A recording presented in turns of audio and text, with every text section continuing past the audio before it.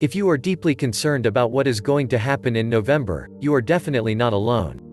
Experts on both sides of the political spectrum have been warning that it is very likely that we will not know the winner of the presidential election until well after November 3rd, and everyone pretty much agrees that the period of uncertainty that we will be forced to endure will not be good for our nation. Those of us that are old enough clearly remember the pain that the election of 2000 caused. The outcome hinged on the results from the state of Florida, and the endless recounts were finally brought to a conclusion after 36 very stressful days with George W. Bush up by just 537 votes. Unfortunately, some are saying that we are potentially facing the 2000 election on steroids, because vote counting will be going on in multiple swing states long after election night is over. The big reason why this election is going to be so different from previous elections is because so many Americans are going to be voting by mail. According to one recent survey, a whopping 37% of all voters plan to cast their votes by mail this time around. 37% of registered voters said they are likely to vote by mail in the November election, by receiving a mailed ballot and either mailing it back or returning it in person, according to a new survey released Tuesday by the Democracy Fund plus UCLA Nationscape Project. Other estimates put the number as high as 40%, and it could go even higher than that because some states are promoting mail-in voting extremely aggressively. In fact, as I detailed yesterday, one of my readers told me that he and his wife have received 3 requests each for mail-in ballots over the past 5 weeks. We are also being told that Democrats are far more likely to vote by mail than Republicans are. According to the same survey that I quoted above, supporters of Biden are more than twice as likely to vote by mail than Trump supporters are.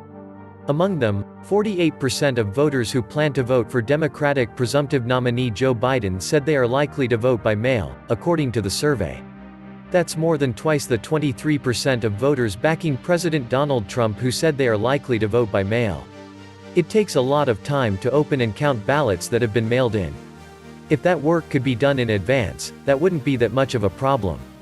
Unfortunately, there are 14 states where it is prohibited by law to count mail-in ballots before Election Day, and that includes some of our most important swing states. Tens of millions of Americans will try to vote by mail because of the COVID-19 pandemic. But officials in 14 states are prohibited from processing mail-in ballots until Election Day. Counting them could take days or weeks.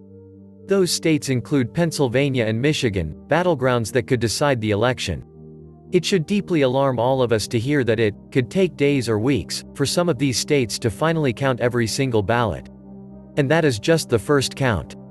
I am not even talking about any potential recounts. At this point, many Democrats are warning of a possible red mirage on the night of the election. Many of them believe that it will look like President Trump is winning on election night, but that Joe Biden will ultimately win once all of the mail-in votes are finally counted. As evidence, they point to the fact that there has been a blue shift in all national elections going back to 2004.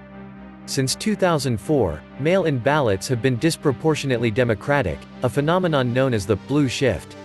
So, barring a landslide, we could see a red mirage on November 3rd, an election night count of in-person votes that suggests that Trump has won, even though millions of votes for Biden are waiting to be tabulated. Personally, I do believe that it is very likely that President Trump will be leading on the night of the election, but what is really going to matter is what happens during the days that follow. If a Trump lead evaporates and Biden is eventually declared the winner, there will be widespread allegations that the election was stolen, and that could cause tremendous explosions of anger. And the big tech companies are already preparing for post-election chaos. In fact, Facebook has openly announced that they will purposely restrict the circulation of content in order to try to control civil unrest. Facebook announced this week that it may restrict certain aspects of its platform following November's general election as part of a larger effort to limit social unrest. A spokesperson for Facebook suggested that executives including Sheryl Sandberg and Mark Zuckerberg may censor specific information if they believe it is likely to heighten political tensions following the election.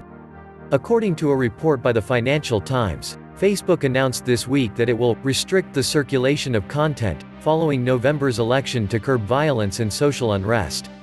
The announcement follows efforts by Facebook to address concerns from those who have alleged that the platform aids in voter suppression and promotes election misinformation. What is this country going to look like if it takes weeks or even months to officially declare a winner? No matter who ends up winning, I believe that the process is so flawed that it is going to tear the country apart. And no matter what the final result is, a large percentage of the population will never accept the outcome as being legitimate. This is already one of the most difficult chapters in US history, and a bitterly contested election result will only make things even worse. At this point, even the mainstream media is admitting that we are heading into wild times. The following comes from CNN. Ask anyone about the next 6 weeks and they will likely give you some version of this as a response: whoa boy. It is going to be wild. Which it is. The last 42 days of a presidential election are always filled with unpredictable storylines, big moments and, more than anything, uncertainty. Just about the only way that we can avoid the type of scenario that I have described is if there is an overwhelming landslide on election night.